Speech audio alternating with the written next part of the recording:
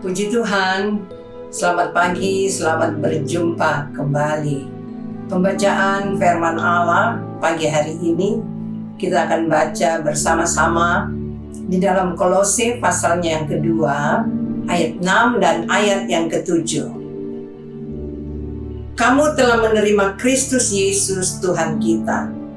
Karena itu, hendaklah hidupmu tetap di dalam Dia. Hendaklah kamu berakar di dalam Dia dan dibangun di atas Dia. Hendaklah kamu bertambah teguh dalam iman yang telah diajarkan kepadamu. Dan hendaklah hatimu melimpah dengan syukur. Saudara-saudara yang kekasih, pembacaan firman Allah di dalam Kolose pasal 2 ini kita tahu bersama bagaimana Rasul Paulus menulis surat kepada jemaat yang ada di Kolose. Dan jemaat yang ada di Kolose ini bukan jemaat yang baru percaya. Kalau kita baca pasal pertama, ayat yang kedua dikatakan demikian, kepada saudara-saudara yang kudus dan yang percaya dalam Kristus di Kolose, kasih karunia dan damai sejahtera dari Allah Bapa kita menyertai kamu. Saudara-saudara, inilah yang dikatakan Rasul Paulus kepada saudara-saudara yang kudus dan yang percaya dalam Kristus di Kolose.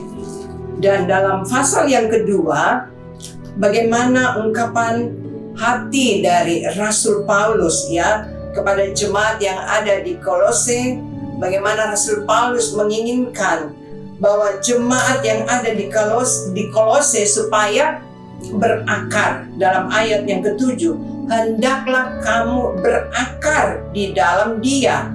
Di dalam siapa? Di dalam Kristus, di dalam Yesus Kristus, dan dibangun di atas Dia. Hendaklah kamu bertambah teguh dalam iman yang telah diajarkan kepadamu, dan hendaklah hatimu melimpah dengan syukur. Saudara-saudara yang kekasih, di sini kita lihat bagaimana Rasul Paulus menginginkan supaya jemaat yang ada di Kolose, jemaat yang bertumbuh, jemaat yang berakar, jemaat yang dibangun di atas dasar Kristus Yesus, jemaat yang benar-benar bertumbuh menjadi dewasa rohani. Saudara-saudara, orang percaya dewasa rohani bukan berarti dia terlibat dalam pelayanan di dalam satu gereja, atau mungkin juga sebagai pengurus di dalam kegiatan-kegiatan atau di dalam gereja, atau mempunyai jabatan mungkin di dalam gereja. Itu semua tidak menentukan bahwa dia dewasa di dalam Tuhan atau dewasa rohani. Banyak hal yang kita harus perhatikan, dan kita semua mengintrospeksi diri kita, termasuk saya sendiri. Saudara-saudara, bagaimana orang percaya dewasa rohani? Seperti tadi saya katakan bukan karena banyak terlibat dalam pelayanan aktif, bahkan mungkin rajin beribadah, bahkan juga mungkin menjadi pengurus, mempunyai jabatan mungkin. Tapi mari kita lihat ciri-ciri orang percaya yang dewasa rohani. Saudara-saudara, kalau kita kembali baca di dalam ayat yang ke-7, hendaklah kamu berakar di dalam Dia. Satu pohon yang berakar, tentunya pohon itu semakin kuat, bertumbuh semakin kuat akarnya karena ada asupan makanan dari tanah, mineral, dan selalu disiram. Ada siraman. Demikian juga kehidupan rohani kita. Ketika kita mau berakar, ketika kita mau kuat di dalam Tuhan, kita perlu disiram dengan makanan-makanan rohani. Nah, ada ciri-ciri orang percaya yang dewasa rohani. Yang pertama kita lihat cara berpikir orang yang dewasa ya di dalam Tuhan, dia berakar ya di dalam Tuhan karena cara berpikirnya positif. Yang pertama kita lihat orang yang dewasa ya, ciri-ciri orang yang dewasa berakar, cara berpikirnya selalu positif. Siapa yang tidak pernah menghadapi masalah? Kita semua menghadapi masalah. Tapi ketika ada masalah, ketika ada hal yang menimpa hidup kita, mari kita selalu mau berpikir yang positif. Berpikir tentang Tuhan yang tidak pernah membiarkan meninggalkan kita. Mungkin ada orang yang membenci kita, ada orang yang mungkin tidak suka sama kita. Mari kita selalu menerima dan berpikir dengan cara yang positif. Segala sesuatunya kita mau berpikir yang baik. Dan yang kedua ya, ciri-ciri orang percaya yang dewasa rohani. Saudara-saudara ya, orang itu mau atau bersedia diajar. Jadi ciri-cirinya ketika orang itu mau benar-benar dewasa, kuat berakar, selalu mau atau bersedia diajar. Diajar dengan apa? Dengan firman Allah, dengan kebenaran firman Allah. Bersedia diajar. Dan yang ketiga ya, mau atau bersedia dilatih. Dilatih. Banyak hal-hal yang seringkali kita hadapi, kita temui karena Tuhan sedang melatih kita.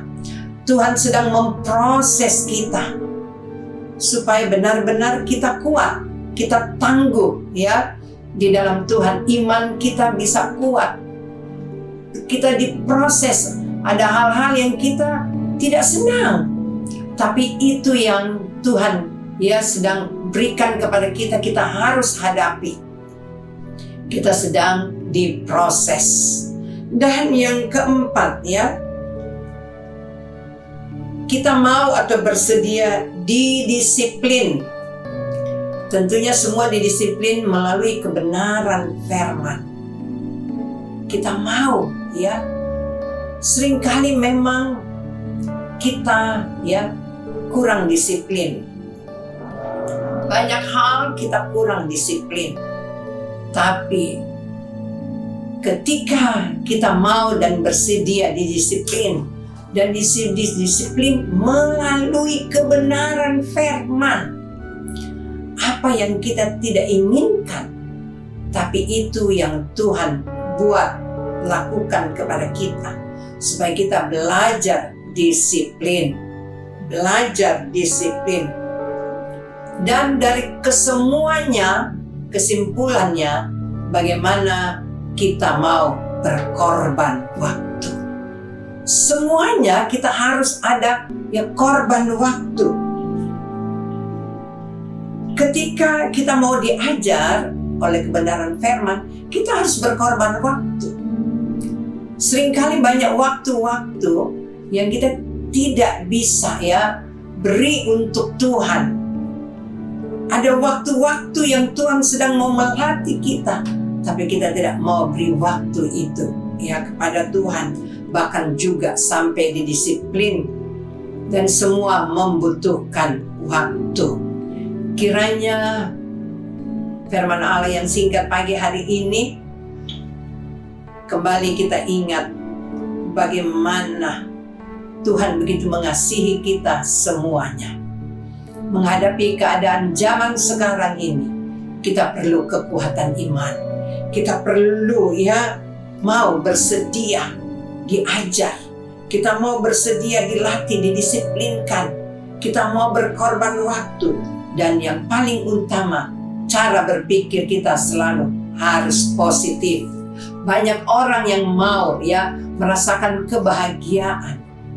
Tapi di balik itu semua, ketika kita mau berpikir positif, maka kita juga akan mengalami kebahagiaan. Sekali lagi dalam ayat yang ke-6 saya bacakan, Kolose pasal 2, kamu telah menerima Kristus Yesus Tuhan kita.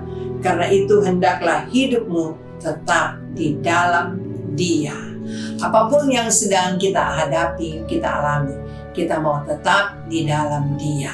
Dengan kekuatan iman, Tuhan Yesus memberkati. Mari kita satukan hati kita. Bapa yang ada dalam kerajaan sorga, kami mengucap syukur kepadamu ya Tuhan. Firman-Mu mengingatkan kepada kami semua bagaimana kami harus berakar, bertumbuh di dalam Engkau ya Tuhan, memiliki iman yang teguh. Sebab itu kami menyadari bahwa benar-benar kami harus ya Tuhan berkorban waktu untuk kami bisa berpikir positif, kami bisa ya menerima, bersedia diajar, dilatih, didisiplinkan, sehingga benar-benar ya Tuhan kami boleh hidup ya Tuhan seturut kehendak-Mu. Engkau menginginkan kami benar-benar ya Tuhan hidup di dalam kekudusan-Mu, nama Allah yang dipermuliakan. Engkau yang memberkati umat-umat-Mu ya Tuhan, di dalam pekerjaan mereka, dalam usaha mereka, dalam pendidikan mereka. Kami percaya ketika kami berserah sepenuhnya ke dalam tangan-Mu, maka Engkau lakukan yang terbaik bagi kami semuanya. Terpuji hanya bagi nama-Mu ya Tuhan.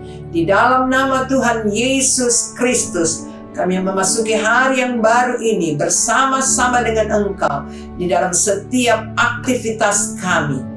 Haleluya. Amin.